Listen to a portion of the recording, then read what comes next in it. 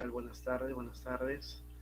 A ver, muchachos, nuevamente con ustedes. Estoy un poquito que me está afectando la voz, la verdad, amanecí un poquito medio mal, no sé si es este problemita también del virus, la verdad, estoy un poquito preocupado ya. Bien, pero bueno, mientras hay voz todavía, el día de hoy hacemos nuestro tema, lo que corresponde para nuestra clase. Estoy abriendo en este caso el material que nos corresponde. Sí. Listo. Bien, entonces vamos a realizar nuestro tema en lo que es cívica. Nos toca ver los derechos humanos y luego también ver los derechos según nuestra constitución. ¿Ya? Entonces hay que ver derechos humanos y también lo que es la constitución. Entonces de inmediato voy a estar ya iniciando. Eh, Nadie nos indicó que estamos en el... Ah, ya, pero no sabía. Lo que pasa es que como son horarios, a veces no conozco, por eso preguntaba. Bien, a ver, entonces sigamos. Voy a iniciar la presentación, ¿ya? Toda la pantalla. Compartir. Aquí está.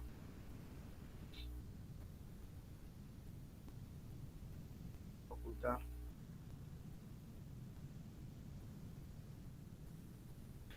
Bien, jóvenes, a ver, vamos a ver. ¿Qué cosa hay que recordar en esta primera parte? Hay que recordar primero lo que son los derechos humanos. A ver, ¿qué son los derechos humanos? Los derechos humanos son facultades inherentes a toda persona y que se le reconoce a todo ser humano por su condición, por su naturaleza humana. El cumplimiento de estos derechos hacen posible que la persona se pueda desarrollar, ¿no?, con aspecto pues de plenitud. Bueno, se indica así, ¿no? Entonces, los derechos humanos también se dice que viene a ser la exigencia en general de 4 derechos importantes que hace el hombre a lo largo del tiempo. ¿Cuáles son los derechos que el hombre exige? El derecho, por ejemplo, a la vida, el derecho de la libertad, el derecho de la igualdad y el derecho de la dignidad humana. Entonces también se entiende como que los derechos humanos, dice, viene a ser la exigencia en todo tiempo del derecho de la vida, la libertad, la igualdad, la dignidad humana. ¿Listo? Ahora, los estados, ¿qué deben de hacer respecto a los derechos humanos? Los estados están obligados a poder cumplir lo que ellos han reconocido. Los estados están obligados a cumplir las normas referentes a derechos humanos que lo han reconocido y además legislar positivamente, favorablemente para su cumplimiento, ¿no? Entonces, el Estado por eso dice, ¿no?, que debe de cumplir y hacer cumplir lo referido a los derechos humanos. No hay que olvidarnos de eso. Muy bien, ahora, cuando hablamos de los derechos humanos, muchachos, hay 2 corrientes jurídicas que indican, ¿no?, cómo es el aspecto de la situación de los derechos humanos. ¿Ya? Eh, el aspecto de la corriente jurídica llamada los jus positivistas, ellos dicen que los derechos existen porque el Estado ha creado las normas. O sea, tiene que haber primero Estado, tiene que haber normas y recién con las normas existe el derecho. Esa es la posición de los jus positivistas. Pero la posición de la corriente jurídica naturalista, que dice que los derechos es algo inherente al hombre, está en su propia naturaleza, simplemente existe el hombre y existen los derechos. Y hay una pregunta muy habitual que se hace en un examen de admisión respecto a esto, ¿no? Dice, es entendible que hay varias formas de definir, dice, a los derechos humanos, como aquí te lo estoy mostrando. Pero, ¿cuál es la corriente jurídica que se toma en cuenta para definir, dice, los derechos humanos?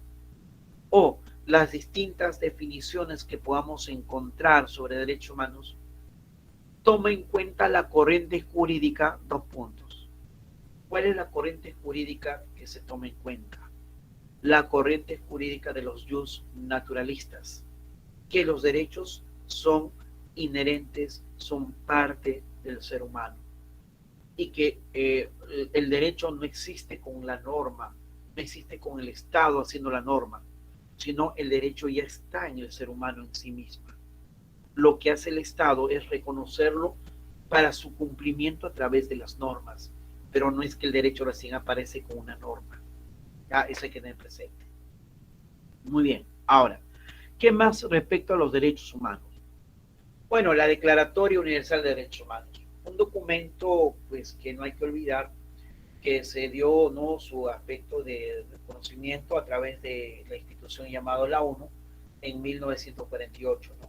Entonces, no, la Declaratoria Universal de Derechos Humanos es un documento de 30 artículos que fue reconocido por la Tercera Asamblea de las Naciones Unidas, celebrado el 10 de diciembre de 1948. ¿Ah? Ahora, recuerde que esto, en respecto a lo que es la ONU, surge después de la Segunda Guerra Mundial como consecuencia, ¿no?, de ese desastre de la Segunda Guerra, y además teniendo en cuenta pues que una institución previa a la ONU no había concretado el hecho de evitarnos una segunda guerra, ¿no? Porque antes había otra institución llamada la Sociedad de Naciones que fue creado después de la Primera Guerra. ¿Cuál era el principal objetivo de la Sociedad de Naciones? Evitarnos una segunda guerra mundial, pero como no se concretó, pues después de la Segunda Guerra Mundial, las autoridades de los países, ¿no?, que pues, se habían impuesto en la guerra, vieron por conveniente crear una institución más sólida que justamente busque la paz mundial. Por eso es que surge la ONU, ¿no?, en 1945, del cual Perú pues es miembro, ¿no? ¿Cuántos miembros tiene la ONU? 193 estados en la actualidad, ¿ya? Entonces, esta institución es que al buscar, ¿no?, buscar esa situación de la paz duradera, una paz en el mundo, pues ha trabajado para darnos este documento llamado Declaratoria Universal de los Derechos Humanos, que pues eh, lamentablemente no es un documento que, si bien es cierto, los países lo han reconocido, no lo aplican, no esto en sus países, pero pues hay mucha vulneración de estos derechos. Ahora, hay algo importante que hay que diferenciar del aspecto de la Declaración Universal de los Derechos Humanos respecto también a lo que es el asunto de una convención. Ojo con esto. La convención tiene un efecto vinculante a un Estado que lo firma. En cambio, la declaración no. Que en la siguiente diapositiva te lo voy a explicar. Vamos primero con lo que es características de los derechos humanos. ¿Qué características tienen los derechos humanos? Una de sus características es que los derechos humanos son universales. ¿Qué significa esto? Que el derecho es para toda persona, sin ninguna situación de discriminación. La condición de ser humano ya nos hace titulares de los derechos. ¿Ah? No está referido solamente para los blancos, los negros, solamente para los que tienen más economía. No, es para todo el mundo, es para todas las personas. Se dice que también los derechos son inherentes porque recuerde que es propio del ser humano. ¿Ah? Y por lo tanto, al existir el ser humano, ya existen los derechos. Ya eres titular, ya soy titular de los derechos. Se dice también que los derechos humanos son progresivos. ¿Por qué razón? Porque conforme pues se va avanzando en la sociedad, pues nuevos derechos se pueden incorporar en favor del ser humano. No es que de un momento a otro aparecieron todos los derechos. No, ahora, por ejemplo, quieren establecer esta situación del derecho del agua como un derecho universal para todos, ¿tá? Entendiendo que es un recurso necesario para la vida. también, ¿no? Por ahí han planteado algunas personas el derecho a lo que es Internet. Internet, como un derecho, dice, universal. A ver, no sé, de repente más adelante, en otra situación, no de un acuerdo, un consenso mundial, se podría establecer, quién sabe, Internet como un derecho para toda la humanidad, ¿no? Entonces, sí se pueden agregar más derechos en favor de los seres humanos. ¿Qué más? Los derechos, esos son, por eso cuando se reconoce más derechos, se puede aumentar más derechos, se dice que los derechos son progresivos. Ahora, los derechos son inalienables, es decir, no puede ser, ojo, vendido, no puede ser pasado de la titularidad de una persona a otra. No, de repente, pues a mi hermano lo detienen, lo quieren llevar a prisión, entonces yo salgo, ¿no? En su defensa, digo, ¿sabes qué? Mira, él acaba de tener un bebé y, bueno, va a atender a su bebé, ¿no? Así que yo me voy preso en lugar de mi hermano. ¿Qué le parece, señor juez? De ninguna manera. Los derechos son de cada quien, la titularidad lo tiene cada persona. Y un derecho no puede cederse a otro ser humano. ¿Ah? ¿Qué más? Los derechos también dice son imprescriptibles. ¿Qué significa? Que una vez reconocido, aprobado, se aplica en el tiempo infinitamente. No caduca, no perece, no termina. ¿Qué más? Los derechos humanos también son indivisibles. Es decir, no se puede separar, dividir. Ojo, no vayas a pensar que un derecho es más importante que otro. Todos los derechos son importantes y todos los derechos de alguna manera están ligados unas con otras. Por ejemplo, el derecho a la educación, el derecho a la alimentación. Claro, si no hay una buena alimentación, pues poco probable que tengamos un buen rendimiento en el ámbito educativo. Entonces, el derecho pues está ligado con los demás derechos. ¿Ah? Entonces el derecho a la salud, el derecho al aspecto de la vivienda, el derecho a la alimentación, el derecho a la recreación, por ejemplo, son derechos que se van integrando en favor, por ejemplo, de un niño. ¿Qué más? También decimos que los derechos son irrenunciables. La persona no debe despojarse de su derecho. ¿Ya? A nadie se le puede pedir que renuncie, ¿no?, a su derecho. Claro que hay algunas personas, por ejemplo, ¿no?, cuando se van a un edificio alto y quieren lanzarse y terminar con su vida, lo que buscan es esto, ¿no? Renunciar a sus derechos. Por eso es que las autoridades, la sociedad también no trata de por ahí no persuadir para que esta persona no renuncie a su derecho. Entonces, pero pues la persona debería entender que los derechos son irrenunciables. Los derechos son inviolables. ¿Qué quiere decir? No se puede transgredir, no se puede vulnerar, se tiene que cumplir. Claro, esa es la idea, ¿no? Pero constantemente vemos violación de derechos. Usted prende la televisión, un noticiero, vas a ver todo lo que tú ves ahí en escena, vulneración de derechos. No sé si ha visto lo último de la noticia que estaba viendo ahí de un barbero, ¿no? Vienen, asaltan, no, ella se está vulnerando el derecho, o quitarle la propiedad y todo eso. Y luego de eso, ¿no? Se van los delincuentes y él sale para observar y recibe un balazo en la cabeza. Mira, se vulneró su derecho, ¿no? La integridad, el derecho a su aspecto, ¿no?, de no ser maltratado y todo eso.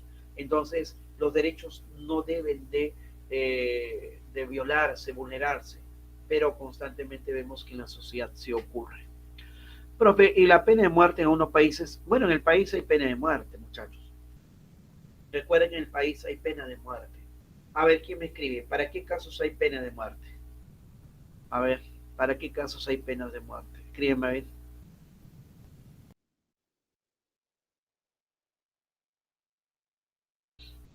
Ajá. A ver, para casos de traición a la patria. Ya, perfecto, pero ojo, traición a la patria en tiempo de guerra. O sea, un peruano no pues traiciona a la patria. Por ejemplo, ¿qué podría ser traición a la patria? Lo que cometió este joven llamado Ariza, ¿no? Que el gobierno de Alan García vendió información del Estado peruano respecto a la seguridad a los chilenos, ¿no? Claro, no sé si por ahí puedes googlear ahí, eso fue durante el segundo gobierno de Alan García.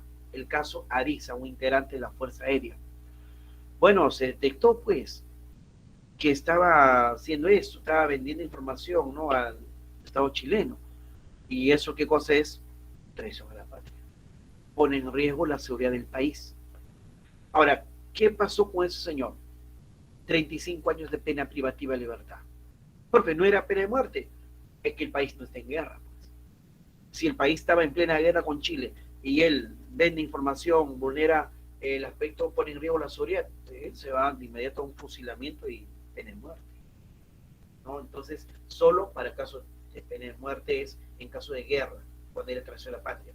Pero también la norma dice, por caso de terrorismo, no te olvides. Pero la pregunta es, ¿a qué terrorista el Estado peruano ha condenado a pena de muerte? A ver, ¿por qué será? ¿Por qué será que nuestra norma dice que existe también la pena de muerte para el caso de terrorismo, pero a ningún terrorista se condenó a pena de muerte? ¿Mm? Ahora lo voy a explicar también, ¿ah? Bien, ahora vamos.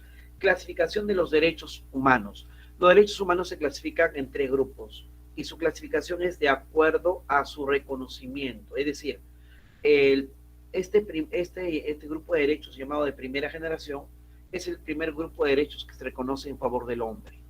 ¿Y qué tenemos aquí? Tenemos pues el derecho básicamente de individual, el derecho individual en el ejercicio que hace cada persona. ¿Ya? A eso se refiere. Ahora, este grupo de derechos de primera generación, que ahora lo vamos a mencionar algunas, esto surge principalmente por el aporte de la Revolución Francesa. Como consecuencia de este hecho, un documento importante, trascendental, se consiguió para Francia, que se llama la Declaración de los Derechos del Hombre y del Ciudadano. Si bien es cierto, es para los franceses, pero viene a ser un ejemplo, no como un Estado reconoce derechos importantes en favor de su población. Entonces es un modelo que luego los países lo van replicando, lo van tomando también en su legislación.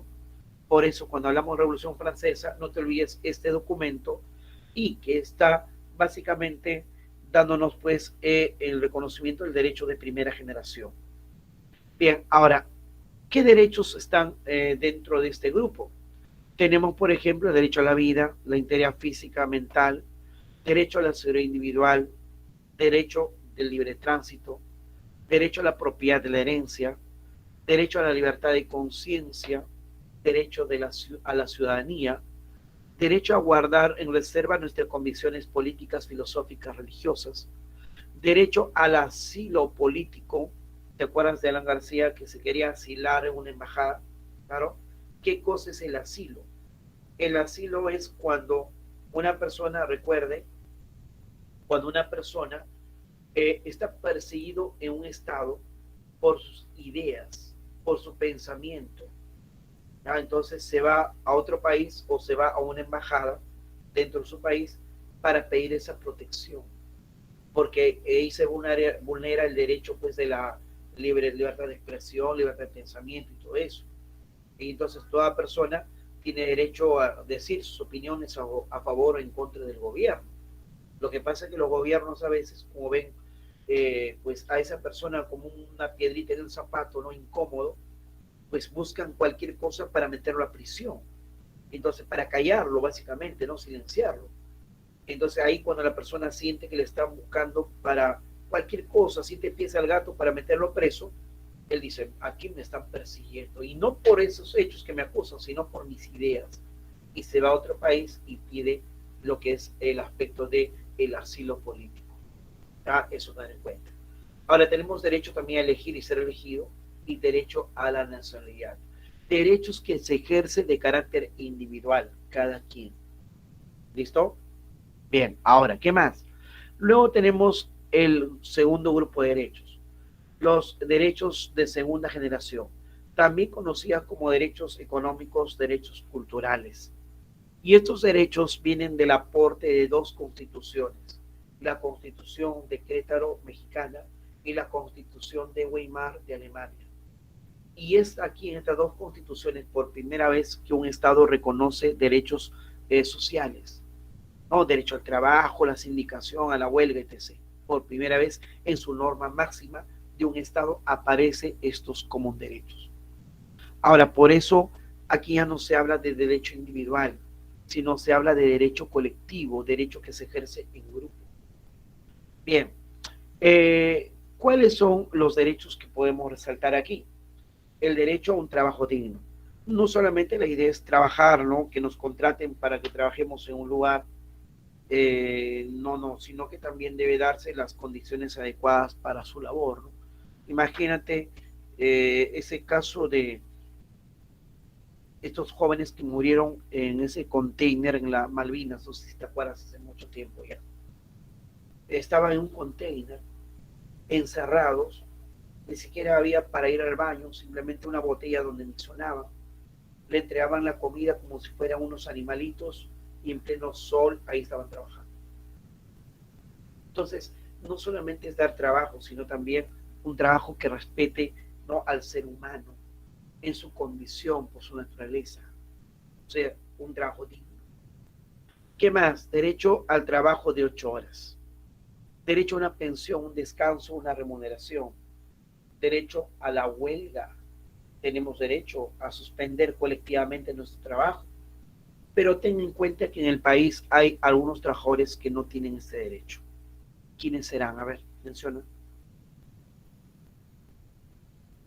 ¿Qué trabajadores en el país no tienen derecho a la huelga? ¿Mm? Los presos, no, pero los presos no son trabajadores. Los presos no son trabajadores. Los oficiales, los bomberos, a ver, va por ahí. ¿No te acuerdas de Historia de Perú, el caso, el limazo, que le llaman así los historiadores, el limazo? ¿No has escuchado eso? ¿Ah? ¿No has escuchado ese caso? Claro, se trata de la policía, las Fuerzas Armadas, claro que sí. La policía, las Fuerzas Armadas no puede declararse en huelga. Tú te imaginas, ¿no?, que el fin de semana diga, ¿sabes qué? La policía, las Fuerzas Armadas vamos a entrar en huelga porque no nos ha aumentado el salario. Y todo el mundo se queda en su casa trincherado, ¿no? Porque te pueden asaltar, matar, violar y un montón de cosas. Entonces, por esa razón, los militares, los policías no pueden hacer huelga. También no pueden hacer huelga los jueces del Poder Judicial. Los trabajadores administrativos sí, pero los jueces no, porque al no impartir justicia, muchos derechos se pueden vulnerar. Por eso ellos no hacen huelga. Tenemos derecho a sindicación, formar un sindicato, una institución dentro de una empresa entre los trabajadores para defender los derechos laborales ante el empleador. Profe, eh, los trabajadores informales no tienen derechos, pues. Mejor dicho, no tienen todos sus derechos. Un trabajador informal ni está en planilla muchas veces. No tiene por ahí la ratificación y vacaciones, no tiene nada. Y dice, voy a hacer huelga, haz huelga y vas a ver que mañana ya no estás en la empresa. Te reemplazan por otro. ¿Qué derecho tienes ahí? Entonces, hay mucha vulneración también de este grupo de derechos, ¿no? ¿Y sabes cuál es lo preocupante? El primero que viola estos derechos laborales, todo eso es el Estado. El Estado es el que viola derechos, imagínate. Si es el Estado vulnerando derechos, imagínate pues las empresas privadas que hacen, ¿no? Claro, no todas, obviamente. Entonces, es preocupante también estas situaciones a veces que no se cumplen. ¿Qué más? Derecho a la salud, ¿no? El derecho a que se nos atienda, ¿no?, en una dificultad de salud. Entonces, este caso de la pandemia, por ejemplo, ha llevado a, pues, una realidad, ¿no? Ya sabíamos que el aspecto de salud en el país, pues, estábamos mal, ¿no? Pero se agravó la situación porque la pandemia, ¿no?, hizo que nos diéramos cuenta que no había, pues, camas UCI, no había los implementos, no había donde almacenar los productos, ni refrigeradores teníamos para las vacunas. Terrible, ¿no? Terrible. Y lo peor, ¿no? Lo peor es que en inicio de la primera, acuérdate, la primera ola, tenías que depositar una suma interesante en una clínica para que atiendan a tu familia. 70.000, 80.000, 100.000 soles. ¿De dónde hay que sacar eso? Hay gente que ha vendido su casa, sus terrenos, sus empresas, con tal de tener a su familia atendida en una clínica, ¿no? Entonces, eso es lo terrible, pues, lo terrible, ¿no? De la salud. La salud es un derecho para todos, ¿cierto? Es un derecho para todos. Está bien que exista la clínica, está bien, pero ¿dónde está el Estado? ¿Qué necesidad hay de que una persona tiene que estar yendo a una clínica? ¿Por qué se van a la clínica? Se van a la clínica porque el Estado tiene una deficiencia de atención en el ámbito de salud. Claro. Entonces ahí el Estado pues no ha hecho mucho, ¿no? Eso es algo que hasta ahora se evidencia. ¿Qué más? A la seguridad social, ¿no? Es decir, el reconocimiento de todos nuestros derechos como trabajadores, también derecho a la educación gratuita. El señor Castillo en su campaña varias veces ha indicado esto. No, por un trabajo, por una educación gratuita, etc. Mire, en la Constitución eso ya está. Pues habría que nunca haber destapado la Constitución para no darse cuenta de esto. La educación es una educación gratuita, dice bien claro nuestra Constitución. La educación es gratuita y es obligatoria en los niveles inicial, primaria y secundaria. Ojo, es gratuita y además obligatoria, ¿ya? Ahora, a nivel superior y es facultativo, si quieres tú no estudias, si quieres no.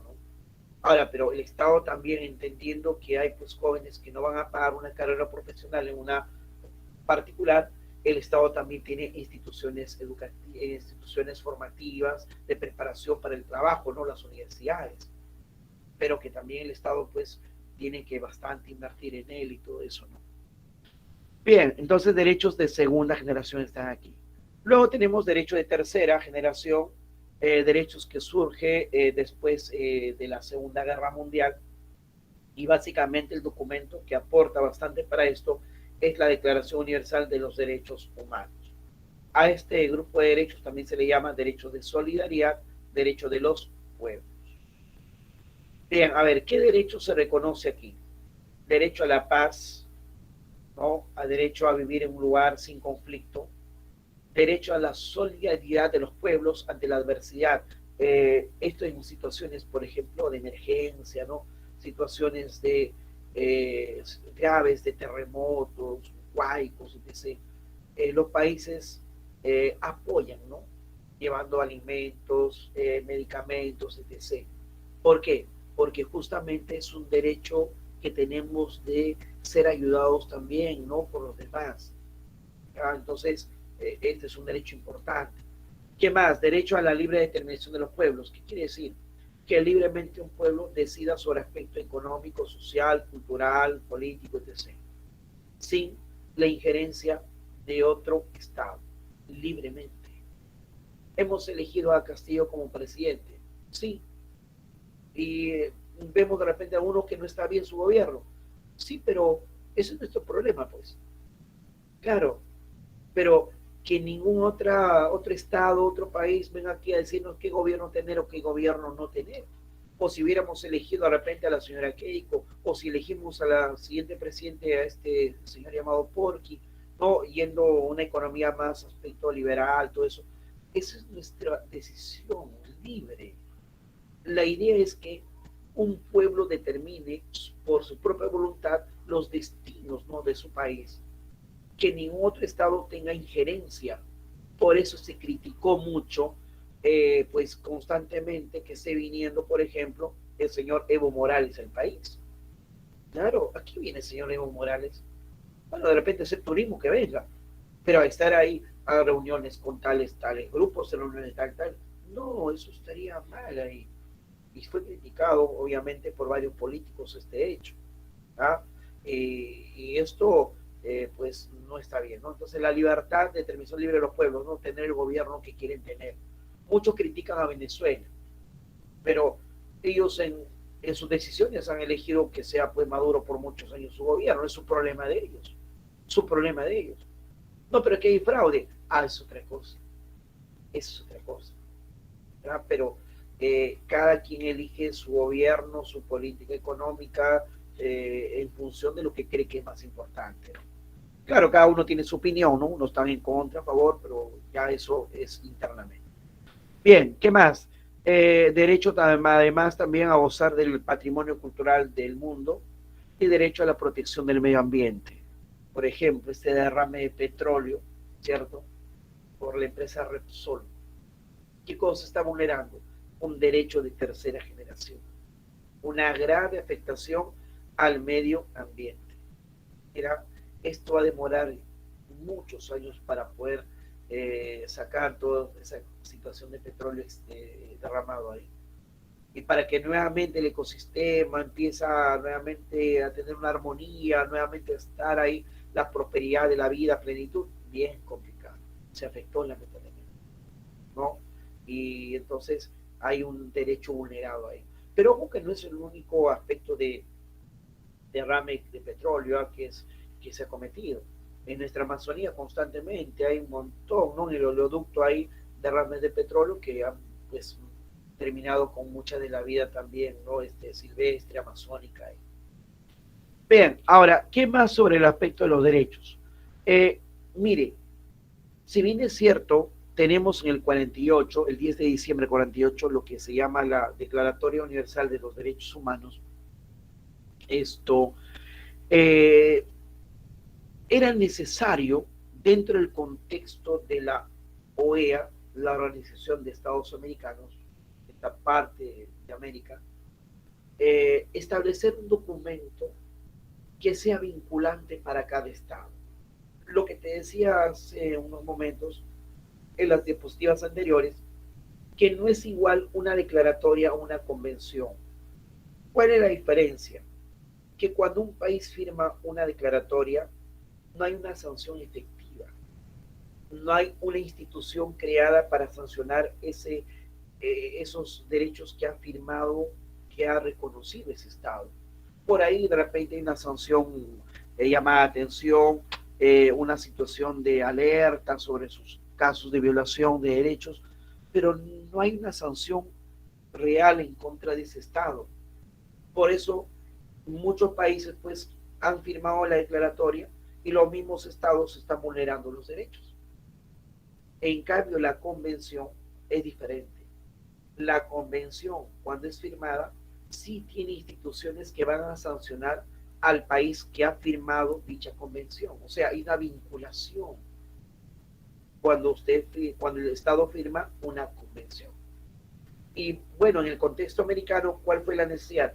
De firmar un documento justamente donde todos los estados americanos o todos los que lo firmen se estén obligando a cumplir los derechos humanos, ¿no?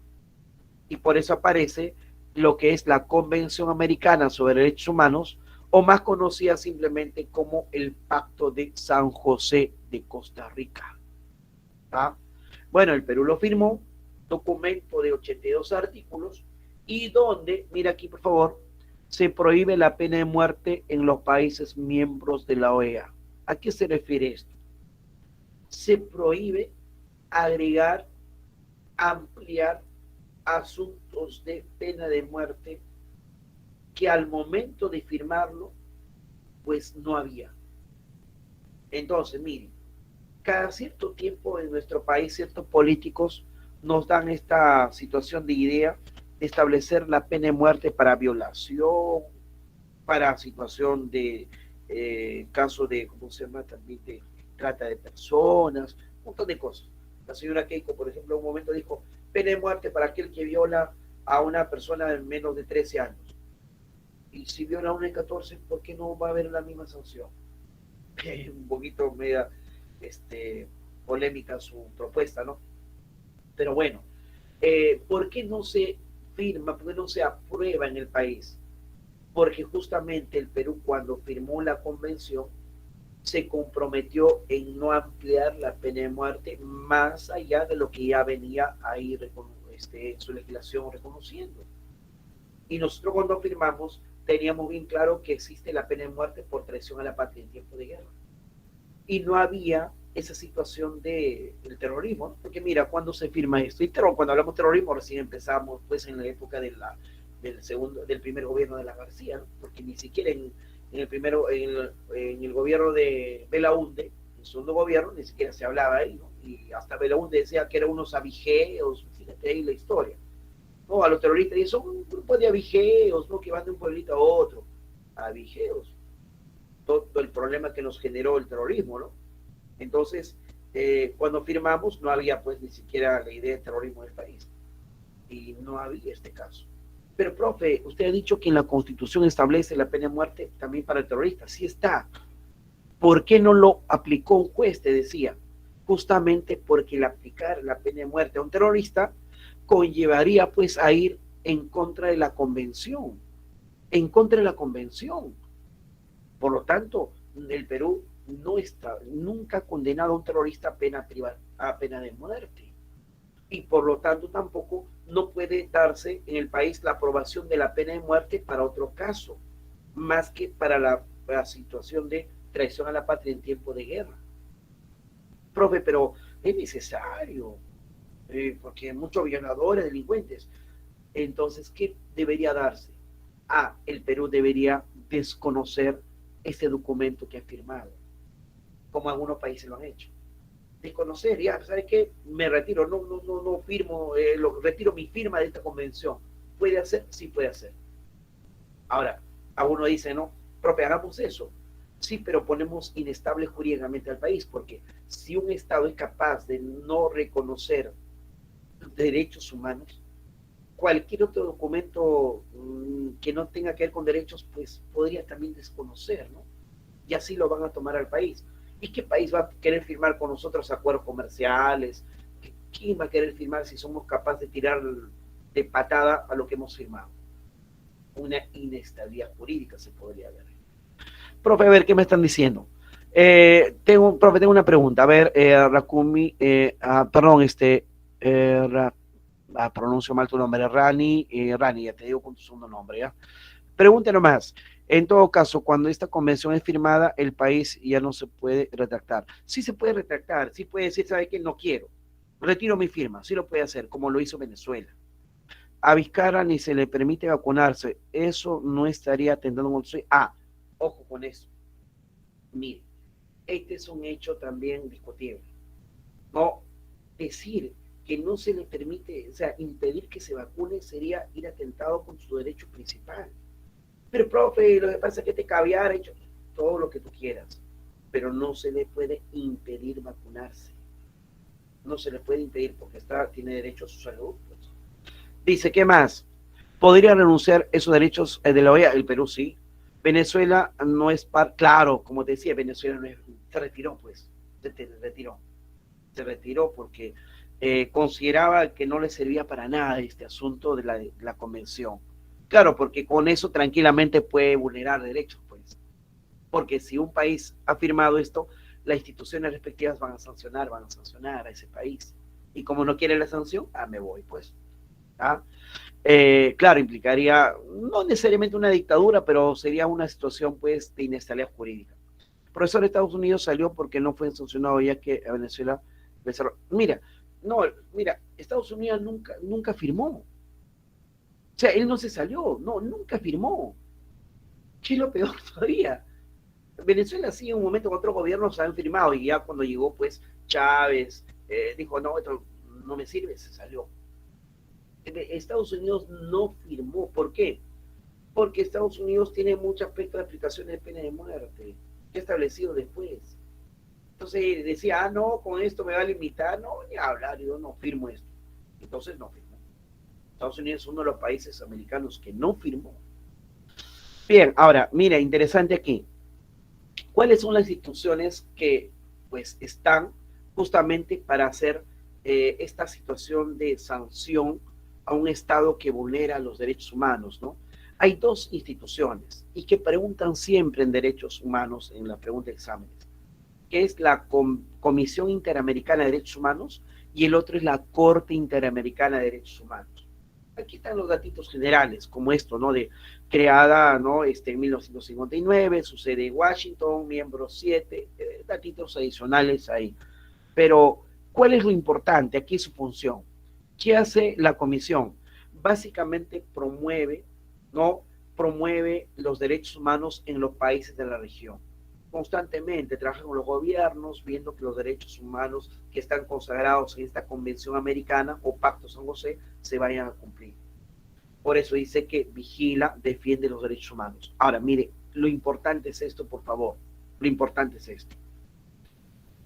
Cuando una persona en el país haya agotado todos los niveles de la justicia y no encuentra aquí justicia y su derecho está vulnerado, ahí es donde tiene el camino de presentar su demanda ante la Comisión Interamericana de Derechos Humanos.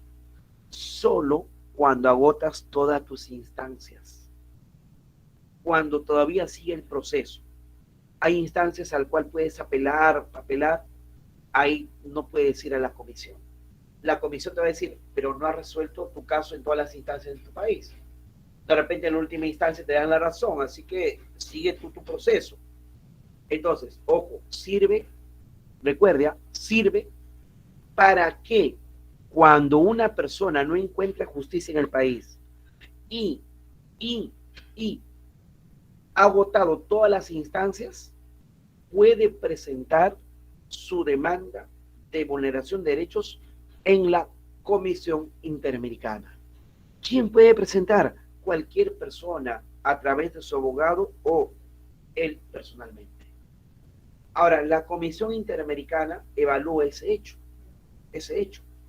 Y ojo, si considera pues que hay fundamento o razón de esa petición, entonces la comisión lo puede plantear, lo procede ante la Corte Interamericana. Profesor, me dicen, Julio Guzmán no había apelado a hacer un par de años los mayores de edad. A ver, los mayores de edad, eso sí, los mayores de edad son los que presentan. Ahora, hay varios casos en el aspecto de la Comisión Interamericana. La verdad no recuerdo muy bien del caso del señor Julio Guzmán. Sí, ya me acordaría. Respecto a lo que es que le sacaron de la contienda electoral. Mire, lo que pasa es esto, muchachos. En la administración de justicia electoral no hay ningún camino judicial. El único competente para administrar justicia es el ente electoral. Entonces, Julio Guzmán, pues, poco podía hacer en la comisión porque le van a decir, no, quien administra justicia en tu país es el asunto del jurado. Ahora, si a pesar de todo eso, él puede presentar, sí puede presentar, pero pues no procede generalmente porque en el asunto del aspecto electoral, el Estado peruano pues tiene sus propias instituciones, aunque la comisión podría recepcionarlo y podría indicar solo, obviamente, cuando hay una vulneración del derecho, por ejemplo, a la situación de la libertad, ¿no?, de la población a elegir. De repente se ha vulnerado ciertos derechos constitucionales, de repente no ha habido fraude no evidente. Entonces, si por ahí existe fraudes evidentes, pruebas razonables, si aquí, mira lo que ha pasado recientemente, si por ahí la señora Keiko, por ejemplo, hubiera dicho, mira, yo tengo pruebas, entonces lo que ha pasado recientemente, el jurado ha dicho que no hay ningún fraude, eso es lo que ha dicho el jurado. Entonces, si dice que tienen pruebas, que vayan a la comisión, pues, que vayan a la comisión, que lo presenten ahí, y a ver qué les dice, ¿no? Recuerda que un grupo de políticos fueron, ¿acaso le recibió? Ni siquiera lo recibió, porque ni siquiera se había pronunciado el jurado. No es que simplemente voy así por así, hay un procedimiento, ¿ya? Entonces, no encuentro justicia, ahí recién voy a la comisión. Entonces la comisión recepciona, valida, a ver si hay factible, ¿no?, de un derecho vulnerado. Entonces, si hay un derecho vulnerado, lo traslada ¿a quién? A la Corte, para que la Corte sentencie previa a una situación de llamar a las partes implicadas, ¿no?, previa investigación y todo eso. Entonces, ahora nos vamos a la otra parte, ¿no? Tenemos aquí la Corte Interamericana. Entonces, la Corte Interamericana, en esencia, ¿qué hace? Esto, resuelve los casos de violación de derechos humanos que cometen los estados contra una persona, contra un grupo de personas en su territorio.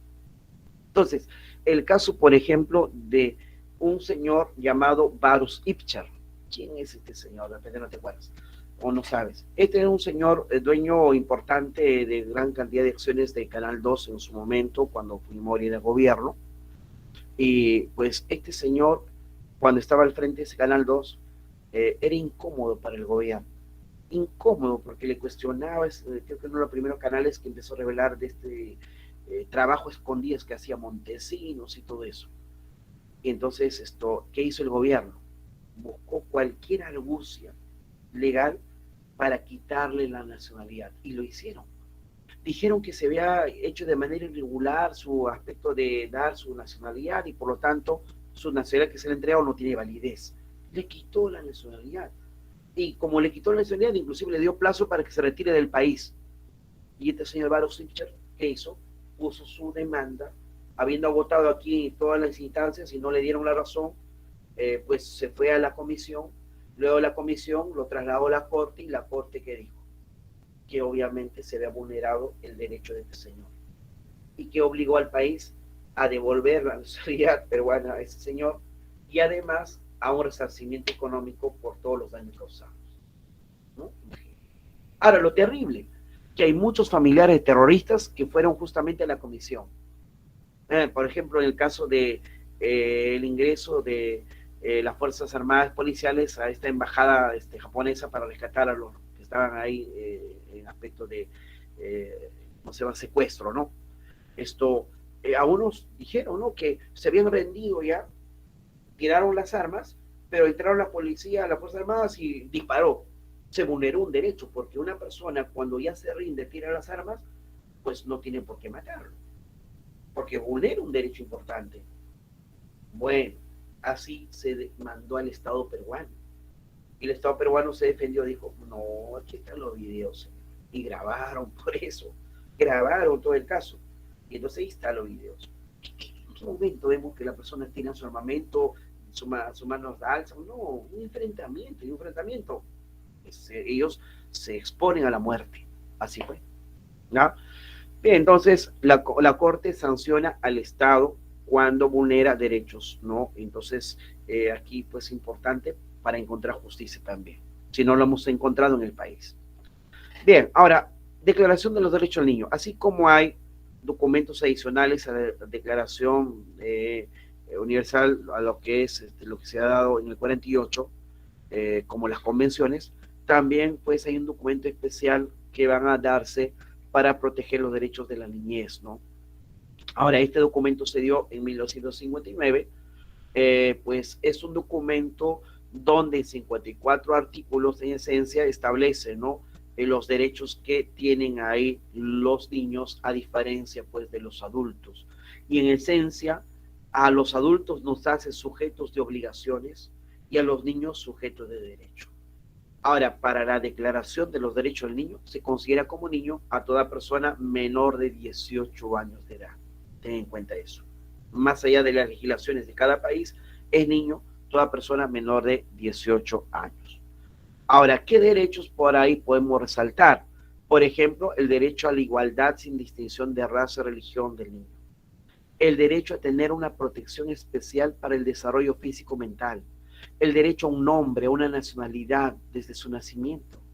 El derecho a una alimentación, la vivienda, la atención de médicos adecuados. Al derecho a una educación, al tratamiento especial para aquellos niños que sufren alguna discapacidad mental o física. El derecho a la comprensión, el amor de los padres y de la sociedad. El derecho a actividades recreativas, a la educación gratuita. El derecho a estar entre los primeros a recibir ayuda bajo cualquier circunstancia. ¿Ah? El derecho, además, también dice a la protección contra cualquier forma de abandono, crueldad, explotación. Por eso cuando un niño que es maltratado o golpeado, pues podemos denunciar. El derecho a no ser criado, dice, el derecho a ser criado con espíritu de comprensión, tolerancia, amistad entre los pueblos y la hermandad universal. Son derechos pues que los niños tienen. Bien, ahora, importante, derechos según la Constitución. Muchachos, nuestra Constitución En la primera parte aparecen, ¿no?, los derechos que el Estado reconoce.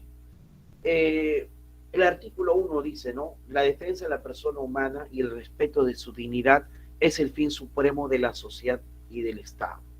Artículo 1 de la Constitución dice así. Artículo 2, ¿qué dice? Toda persona tiene derecho a dos puntos y aparece en todo esto.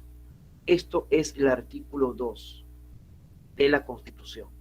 ¿Y qué aquí cosa encontramos? Encontramos, por ejemplo, dice, el derecho a nuestra vida, el derecho a nuestra identidad, a la integridad moral, física, psíquica, al libre desarrollo y bienestar. Y aquí me importa esto. Mira, esto me importa porque preguntan siempre. El concebido es sujeto de derecho en todo cuanto le favorece. ¿Qué quiere decir? Que no existe aborto en el país. El aborto solo se da por situación de grave peligro de la vida de la mujer. Es decir, el aborto terapéutico. No hay aborto por violación, por aspecto de que no se cuidó la pareja, no. El aborto solo es terapéutico. Igualdad de la ley, es decir, nadie debe ser víctima de discriminación. La libertad de conciencia y religión en forma individual asociada. No hay persecución por razón de ideas, creencias. No hay delitos de opinión. El problema es que la gente no opina, a veces se imputa. Dice, no, ese congresista es un delincuente, un corrupto. Ese es imputar. Opinar es dar una idea, decir está bien o está mal, pero cuando ya tú haces referencia a un delito de la persona, tú estás imputando, atribuyéndole un cargo. Y para eso tú tienes que tener pruebas, porque si no la otra parte te puede demandar. El ejercicio, dice, público de todas las confesiones es libre, siempre que no ofenda la moral ni altere el orden público. Puede ser evangélico, mormón, lo que tú quieras. Derecho a la libertad de información, opinión, expresión, difusión del pensamiento mediante la palabra oral o escrita. Derecho a solicitar, ¿te acuerdas? Mira, de ojo, sin expresión de causa, la información que requiera y a recibirla de cualquier entidad pública. Esto es cuando pedimos información al Estado. Tengo derecho a que me brinden información, ¿verdad?, en un plazo legal, habiendo pagado lo que supone el pedido. Pero se exceptúa información que ponga en riesgo la seguridad nacional y información que afecte la intimidad personal de alguien, ¿no? Eso sí, no van a brindar. Pero toda otra información sí, el Estado tiene la obligación de brindarme. Inclusive, si no me cumple esto, planteo la entidad llamada habeas data, no te olvides. ¿Qué más? Derecho a que los servicios informáticos computarizados, ojo, públicos o privados, no suministren, no den a conocer información que afecten mi vida íntima, personal, familiar. Derecho al honor, a la buena reputación, la intimidad personal familiar, así como la voz, la imagen propia. ¿Ah? Esto de los casos de los youtubers, estoy viendo ahí muchos casos. Algunos están ganando algunos problemas. ¿Por qué? Graban, ¿no? He visto el otro día que estaba ahí grabando por el Sheraton por ahí, una persona caminando y le ponía un costal ahí en la cabeza, ¿no? Ya no podía salirse ahí. Y tojajas se reían ahí. Y una persona, ¿no? Dijo, tú publicas esto y te metes en graves problemas. Claro, no puedes. Tú no puedes publicarle. Si tú no tienes la autorización de él, no puedes. Y algunos se han ganado unos problemas, ¿eh? ¿Qué más? Derecho a la libertad de creación intelectual, artística, técnica, científica, a la propiedad de dichas creaciones y a su producto. El Estado propicia el acceso a la cultura, fomenta el desarrollo y su difusión. ¿Qué más? Derecho también, ojo, a la inviolabilidad domiciliaria. Esto es importante. Nadie se puede meter a tu casa así por así. Claro, si tú abres la puerta, le permites ingresar, normal. Pero ni así sea policía, no puede ingresar. Salvo que dentro de la vivienda se esté cometiendo un delito flagrante. Es decir, imagínate un esposo maltratando, golpeando a la mujer. No, la policía ingresa, los vecinos ingresan. Ahí no hay violación de ese derecho. Estás defendiendo un derecho fundamental, que es la vida, la integridad de una persona. ¿Tá? Ahora, en estado de emergencia, ojo, este derecho se suspende. Algunos están queriendo que se declare estado de emergencia en el país. Puede suspenderse el derecho a la inviolabilidad domiciliaria. ¿Qué más? Derecho a la inviolabilidad de las comunicaciones, ¿no? Documentos privados, derecho a elegir la residencia donde vivir, derecho a reunirse pacíficamente sin armas. Mira aquí, las reuniones en locales privados o eventos públicos como mercado, supermercado, no requiere aviso previo. Las que se convoca en plazas, vías públicas, requiere anuncio anticipado. Eso sí, hay que marchar contra el presidente, a favor del presidente. Anuncio anticipado a la autoridad competente. Si no, no puedo hacer esa manifestación. Bien, derecho a asociarse, constituir fundaciones, derecho a la propia herencia, aquí la 15. Derecho a participar en forma individual o asociada en la vida política, económica, social de la nación. Los ciudadanos tienen conforme a ley derechos de elección, remoción, revocación de autoridades, la iniciativa legislativa y derecho de referéndum. Derecho a mantener en reserva las convicciones políticas. Oiga, diga usted, ¿a qué partido usted apoya? No tienes la obligación de mencionarlo, porque tienes derecho a mantener en reserva tus convicciones políticas, filosóficas y religiosas. Y lo que preguntan bastante. Tenemos derecho a nuestra identidad étnica cultural. El Estado reconoce, protege la pluralidad étnica cultural de la nación y todo peruano tiene derecho a usar su propio idioma ante cualquier autoridad mediante un intérprete. ¿Listo? Y bueno, aquí hay más derechos, como por ejemplo la nacionalidad, derecho a la paz, derecho a la legítima defensa, etc. ¿Ya? Sería bueno que completes ahí la lectura del artículo 2 de nuestra Constitución. Bien, ahora muchachos, vamos a nuestra guía, ahora sí, por favor, vamos a nuestra guía, vamos a ver las preguntitas ahí que se nos plantea, que son poquitas nada más. ¿Listo? Entonces ponemos ahí las respuestas de inmediato. ¿Listo? Vamos, rápido. Dice, los derechos humanos se caracterizan por ser ¿qué cosa? A ver, ¿qué son los derechos humanos? Dice, ¿son inalienables? Sí, uno va, ¿cierto? Uno es. ¿Qué más? ¿Revisibles? No, pues. ¿Inherentes? Sí. Postergables, no. Universales. Entonces sería 1, 3 y 5, ¿no? 1, 3 y 5, la alternativa C. Perfecto. ¿Qué más? 2. Los derechos humanos son inherentes al hombre y responde a ¿qué? A la prioridad de los estados, la necesidad de vivir dignamente, a la meta trazada, refiere a una vida digna. La respuesta es la B.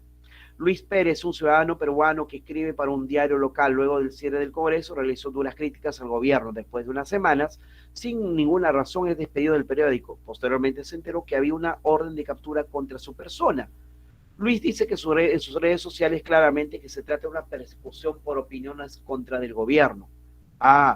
¿Quién dice? Suponiendo que Luis decide salir del país, ¿cierto? ¿En qué condición debería solicitar, dice, al país su destino de proteger sus derechos? En condición de asilado político, porque es por sus ideas. Los derechos económicos, sociales, culturales corresponden a los derechos de segunda generación. ¿Y su objetivo cuál es? Básicamente, ¿cuál es? A ver, básicamente es garantizar el del acceso al trabajo, la educación, el desarrollo de los seres humanos, proteger la vida, la identidad. No, la vida no tiene que ver eso. Promover el ejercicio pleno del gozo de derechos individuales, no, porque derechos colectivos son eso. Proteger la libertad fundamental, no, tiene que ver con la A. Muy bien, muchachos. La pregunta 5. En gran parte de los países latinoamericanos, las mujeres han pasado difíciles momentos para lograr respeto o conciliación de sus derechos, debido a que anteriormente se les negaron oportunidades de las que gozan en su actualidad. ¿Qué característica? Fácil, pues, ¿no? Los derechos progresivos, claro, se han añadido derechos en favor, en este caso, del grupo de las damas, ¿no? Antes ni siquiera tenían derecho a la educación, imagínate. El discurso del magnate inmobiliario Donald Trump tiene un neto contenido de discriminación racial que expresa la distinción, exclusión, restricción, preferencia basada en motivo de raza, color, linaje, etc. Se refiere a un discurso que implica, ¿qué implica? Proponer una hegemonía, promover la ideología, destacar, obviamente, menoscabar la igualdad de los derechos humanos, ¿no? Básicamente con sus expresiones hacen eso. Luego de la Revolución Francesa se consolidaron los derechos de primera generación, se le otorgaron la libertad al pueblo, establecieron la participación. El documento que originó, ¿cuál fue? La Declaración de los Derechos del Hombre y del Ciudadano. Perfecto. 8. La educación dentro del país. A ver, ¿a qué se refiere? La educación está como un derecho de tercera, de solidaridad de segunda. ¿De qué se refiere? Un derecho de segunda generación, ¿no? La educación, el trabajo es un derecho de segunda generación. Que los derechos humanos sean considerados inherentes evidencia que es una posición de la corriente jurídica jus naturalistas, ¿no? Naturalistas. Ahí la respuesta. 10. El fundamento de los derechos humanos, ¿cuál es? La democracia absolutista, la dignidad humana. El gobierno dice de hombres autoritarios, el poder de los hombres sobre los animales. ¿A qué se refiere? Uno de los cuatro que está aquí, ¿no? La dignidad humana. ¿Te acuerdas que había cuatro exigencias? A lo largo de la historia te decía la vida, la libertad, la igualdad y la dignidad humana, ¿no? Entonces hace referencia a esto, ¿no? Principalmente, la dignidad humana. Muy bien, muchachos, hasta ahí nuestra clase. Gracias por su atención y nos vemos en la siguiente clase. Chao, Dios los bendiga. Le voy a colgar el aspecto del material de la diapositiva, por si acaso. ¿Ah? Listo, nos vemos.